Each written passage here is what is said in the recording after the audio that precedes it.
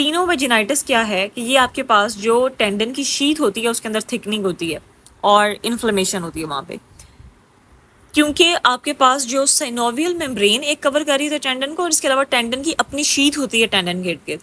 अगर टेंडन खुद इन्फ्लेम होगा तो टेंडनाइटिस, टेंडन की शीथ इन्फ्लेम होगी तो टीनोवेजिनाइटिस, और अगर साइनोवियल मेम्ब्रेन जो कि टेंडन को कवर कर रही होती है उसके अंदर इन्फ्लेमेशन होगी तो टीनोसाइनोवाइटिस। टेंडिनोसिस क्या होता है? टेंडिनोसिस बेसिकली ये होता है कि जब रेपिटेटिव माइक्रोट्रॉमा की वजह से आपका जो टेंडन है वो क्या हो जाता है? डिजनरेट हो जाता है। ठीक है, नेक्स्ट आपके पास आ जाती है डेफिनेशन साइनोवाइटिस।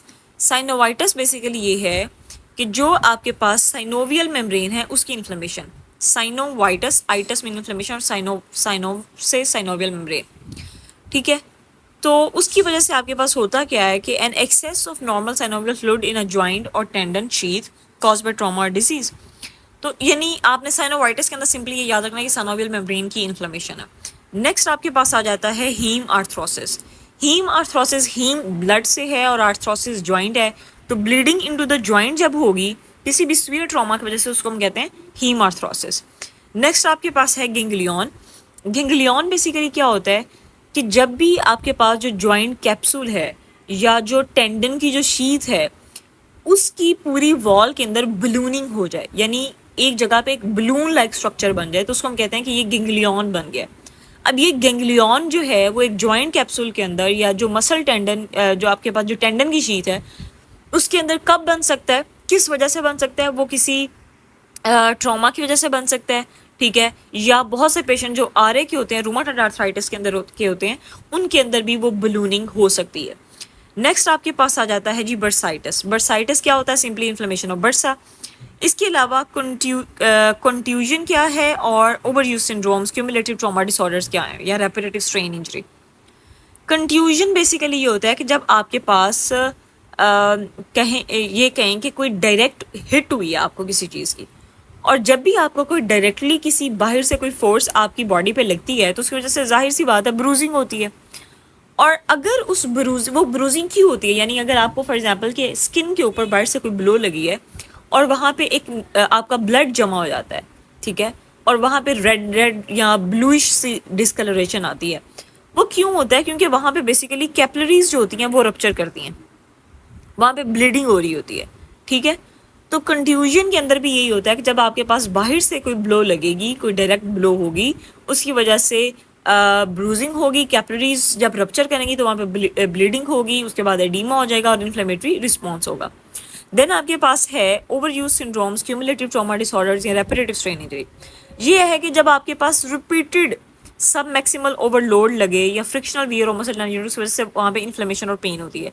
यानी आपने जब यानी माइक्रो ट्रॉमा कैसे होता है कि जिसको आप वैसे निगलेक्ट कर रहे होते हैं, यानी आपका फॉर एग्जांपल के पोस्चर आपने कुछ ऐसा बनाया हुआ जिससे रेपिटेटिवली आपके उस स्ट्रक्चर के ऊपर, मसल टेंडन यूनिट के ऊपर स्ट्रेस आ रही है, तो वो आपके लिए जो है वो कह लें कि ओवर यूज सिंड्रोम कॉज करवाता है।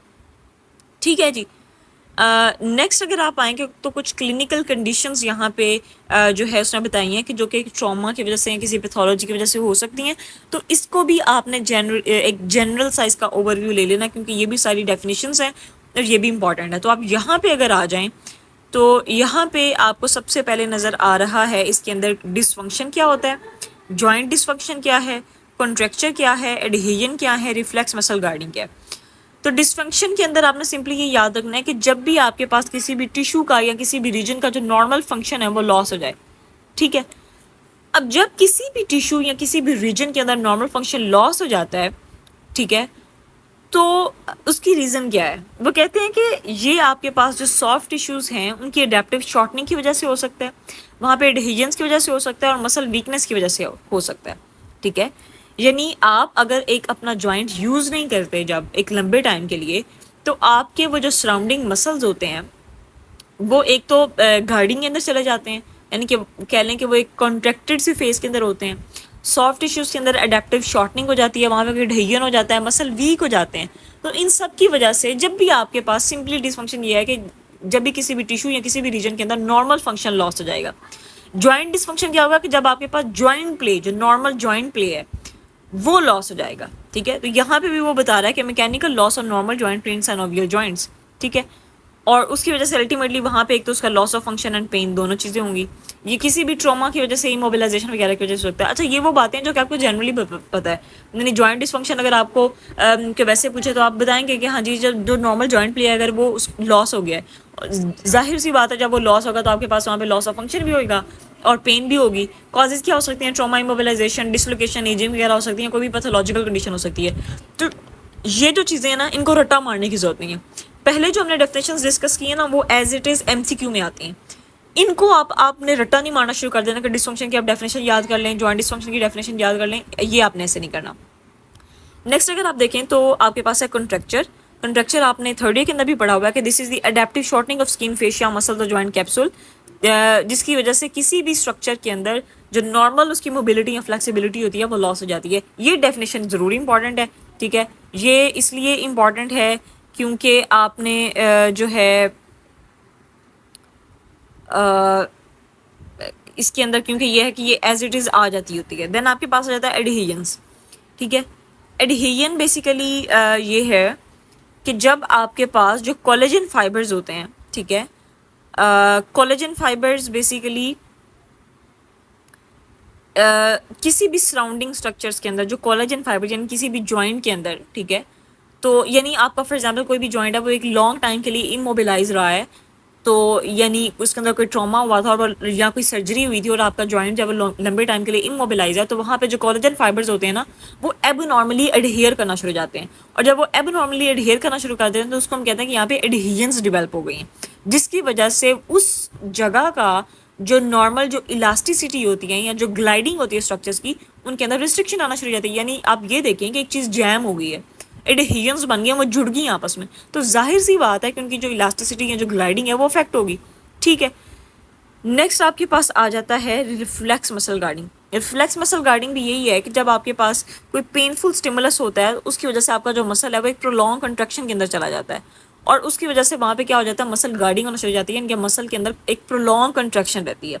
ये कंडीशन भी आपके पास इमोबिलाइजेशन की वजह से भी हो सकती है, क्योंकि जब आप लंबे टाइम के लिए मोबिलाइज रखते हैं तो वो एक सॉर्ट ऑफ कह लें कि रिपीटेड पेनफुल स्टिमुलस है। वहाँ पे अगर कोई एक्सटर्नल कोई सर्जरी हुई है या ट्रॉमा था, ठीक है, तो आपका जॉइंट जो है वहाँ पे पेन आ रहा है अगर, ठीक है, तो मसल जो है वो एक प्रोटेक्टिव जो रिफ्लेक्स गार्डिंग के अंदर चले जाते हैं, ठीक है। इसी वजह से जब हम आगे इसका ट्रीटमेंट प्लान भी पढ़ेंगे तो हमने उसकी जो रिफ्लेक्स मसल गार्डिंग होती है उसको ठीक करना होता है, ठीक है। नेक्स्ट अगर आप देखें तो आपके पास आ जाता है जी इंट्रिंसिक मसल स्पैज़म, ठीक है, ये है जी intrinsic muscle spasm. Intrinsic muscle spasm ये है कि इसका ये साइकिल यहाँ पे बना हुआ है कि जब भी आपके पास कोई कह लें कि कोई ट्रॉमा हुआ, ठीक है, पेन है, इन्फ्लेमेशन है, इन्फेक्शन हुआ, इमोशनल कोई टेंशन है, कोल्ड, इमोबिलाइजेशन, ये सारे फैक्टर्स ऐसे हैं कि जिसकी वजह से मसल जो है वो रिफ्लेक्स कंट्रैक्शन के अंदर जाएगा, ठीक है। अब जब मसल के अंदर कंट्रैक्शन होगी तो अल्टीमेटली मूवमेंट रिस्ट्रिक्टेड होगी। जब मूवमेंट एक जॉइंट के ऊपर रिस्ट्रिक्ट हो जाती है तो वहाँ पे जो सर्कुलेटरी स्टेसिस होता है यानी सर्कुलेशन कम हो जाती है। जब सर्कुलेशन कम हो जाती है, ब्लड फ्लो कम हो जाता है, तो इस्कीमिया होता है। इस्कीमिया होता है, टिश्यू को ऑक्सीजन नहीं मिलती और वहाँ पे जो मेटाबोलाइट्स होते हैं उनकी भी रिटेंशन होती है। इस वजह से आपके पास वहाँ पे पेन होती है और जब पेन होती है तो मसल स्पैज़म के अंदर चला जाता है। तो इस सारे सिनेरियो को हम क्या कहते हैं, this is intrinsic muscle spasm, ठीक होगी बात। नेक्स्ट आपके पास है मसल वीकनेस। मसल वीकनेस तो आपको अब सबको अब पता ही है कि जब आपके पास जो मसल की जो कंट्रैक्शन स्ट्रेंथ है वो जब डिक्रीज हो जाती है। इसकी मल्टीपल कॉजेज हो सकती हैं, कोई सिस्टमिक कॉज भी हो सकती है, इसके अलावा कोई नर्व की कोई लोकल लीजन हो सकती है, ठीक है, और वो आपको पता है कि नर्व की लीजन सेंट्रल भी हो सकती है, प्रीफरल भी हो सकती है। इसको आपने सिंपली, अब इसके बारे में मैं आपको क्या बताऊँ। नेक्स्ट आपके पास जाता है मायोफेशियल कंपार्टमेंट सिंड्रोम। ये भी बहुत ज़्यादा इंपॉर्टेंट है। अच्छा, इसके अंदर ये है कि वो कहता है कि जब भी आपके पास जो इंटरस्टिशियल प्रेशर होता है वो इंक्रीज़ करता है, ठीक है, तो आपके पास जो मायोफेशियल कंपार्टमेंट होता है ना, वहाँ से जो ब्लड वेसल्स आपके पास गुजर रही हैं, जो मसल्स हैं, जो नर्व्स हैं, उनका जो फंक्शन है वो कॉम्प्रोमाइज्ड होता है, ठीक है। मायोफेशियल कंपार्टमेंट सिंड्रोम के अंदर अगेन हम बात करते हैं कि बेसिकली आपका जब इंटरस्टिशियल प्रेशर ज़्यादा हो जाता है, ठीक है, तो आपका जो मायोफेशियल कंपार्टमेंट है उसके अंदर मायोफेशियल यानी कि मायो मसल्स समथिंग से निकला है ना, ठीक है। तो आपने इसके अंदर ये याद रखना है कि जब भी इंटरस्टिशियल प्रेशर ज़्यादा होगा तो उसकी वजह से आपके पास मायोफेशियल कंपार्टमेंट के अंदर जो भी ब्लड वेसल्स, मसल्स या नर्व्स गुजर रहे हैं तो उनका फंक्शन कॉम्प्रोमाइज़ होता है। जब उनका फंक्शन कॉम्प्रोमाइज, ज़ाहिर है ब्लड वेसल्स हैं तो उसकी वजह से इस्कीमिया होगा, और इसके अलावा आपके पास इरिवर्सिबल मसल लॉस हो जाता है। इसकी कॉजेज़ क्या हैं? एक तो फ्रैक्चर, रेपिटेटिव माइक्रोट्रॉमा, वही बात है, क्रश इंजरी, स्केलेटल ट्रैक्शन, या जब भी आपने अगर रिस्ट्रिक्टिव क्लॉथिंग भी पहनी हो। देखिए कि अगर आपने कोई भी टाइट चीज़ है ना, यानी कि एक्सटर्नल प्रेशर बहुत ज़्यादा है, ठीक है, जैसे फॉर एग्जांपल कि किसी का कोई जॉइंट डिसलोकेट हुआ है और उसने एक्सटर्नल जो है वहाँ पे अपना क्या कहते हैं कि कोई इमोबिलाइज़र पहना हुआ है बड़ी देर तक, और वो बहुत ज़्यादा कह लेंगे ज़ाहिर कंप्रेसिव होता है, ठीक है। तो अगर उस इमोबिलाइज़र की वजह से वहाँ पे कॉन्टीन्यूस प्रेशर की वजह से जो अंदर उस कंपार्टमेंट के अंदर जो इंटरस्टिशियल प्रेशर होता है ना, वो ज़्यादा हो जाता है। अब जब वो इंटरस्टिशियल प्रेशर ज़्यादा होगा तो वहाँ पे जो ब्लड वेसल्स हैं वो भी कंप्रेस होंगी, नर्व्स भी कंप्रेस होगी, मसल्स भी कंप्रेस होंगे। जब ब्लड वेसल्स कंप्रेस होगी तो इस्कीमिया होगा, क्योंकि ऑक्सीजन नहीं जा रही, ब्लड नहीं है। और इसी तरह जब मसल्स कंप्रेस होते हैं तो मसल का जो लॉस है, मसल का जो फंक्शन है, उसके अंदर इरिवर्सिबल लॉस हो जाता है। तो इसको हम कहते हैं कि ये क्या है, मायोफेशियल कंपार्टमेंट सिंड्रोम है। ठीक होगी बात। नेक्स्ट आपके पास आ जाता है कि जो स्वीडिटी ऑफ टिश्यू इंजरी है ना, इसके कुछ ग्रेड्स हैं, ठीक है, ये यहाँ पे आपको नज़र आ रहा है। 3 ग्रेड्स हैं टोटल। जो फर्स्ट ग्रेड है इसको हम जो है ना, फर्स्ट ग्रेड है, एक सेकंड ग्रेड है और एक थर्ड ग्रेड है, ठीक है। जब आपके पास टिश्यू की इंजरी जो है वो कह लें कि उसके अंदर माइल्ड पेन हो, ठीक है, यानी टिश्यू की इंजरी हुई है और उस टाइम के ऊपर आपको माइल्ड पेन है, या उसके पहले जो 24 घंटे हैं उसके अंदर अगर आपको पेन होता है, या इसके अलावा वहाँ पे माइल्ड स्वेलिंग है, या सिर्फ उसी जगह के ऊपर अगर टेंडरनेस है, तो हम कहते हैं कि ये फर्स्ट ग्रेड है, ठीक है। और अगर आपके पास सेकंड ग्रेड के अंदर ये आ जाता है कि अगर आपके पास मॉडरेट पेन हो, और मॉडरेट पेन ऐसी है कि अगर आप कोई काम करते हैं तो आपको वो काम रोकना पड़ जाता है, यानी कि that require stopping the activity, ठीक है। लेकिन जो ग्रेड 1 है उसके अंदर आपको माइल्ड पेन रहता है, लेकिन आप अपना काम वगैरह करते रहते हैं, ठीक है। और देन आपके पास ये है कि अगर ग्रेड 2 के अंदर वो कहता है